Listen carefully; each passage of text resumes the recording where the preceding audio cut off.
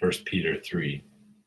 In the same way, you wives, be submissive to your own husbands, so that even if any of them are disobedient to the word, they may be won without a word by the behavior of their wives, as they observe your chaste and respectful behavior. And let not your adornment be merely external, braiding the hair, wearing gold jewelry, or putting on dresses, but let it be the hidden person of the heart, with the imperishable quality of a gentle and quiet spirit, which is precious in the sight of God.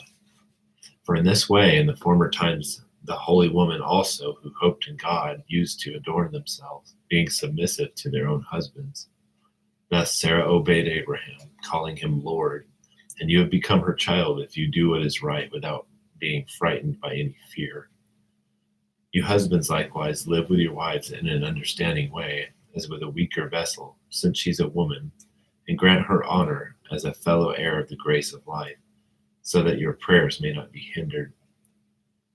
To sum up, let all be harmonious, sympathetic, brotherly, kind-hearted, and humble in spirit, not returning evil for evil or insult for insult, but giving a blessing instead. For you were called for the very purpose that you might inherit a blessing. For let him who means to love life and see good days refrain his tongue from evil and his lips from speaking guile.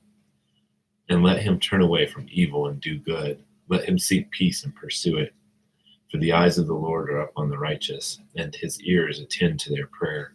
But the face of the Lord is against those who do evil.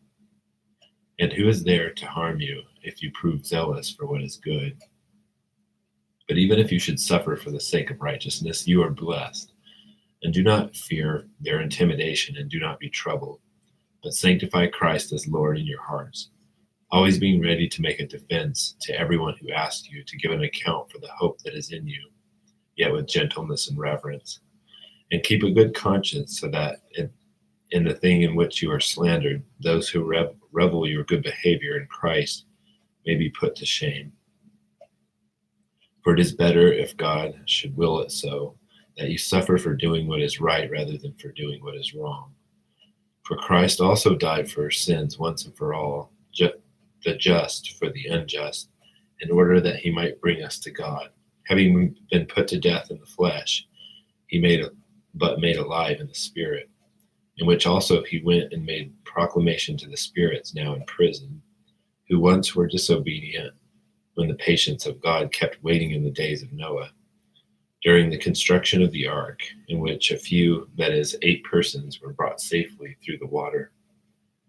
And corresponding to that, baptism now saves you, not the removal of dirt from the flesh, but an appeal of God for a good conscience through the resurrection of Jesus Christ, who is at the right hand of God, having gone into heaven after angels and authorities and powers had been subjected to him.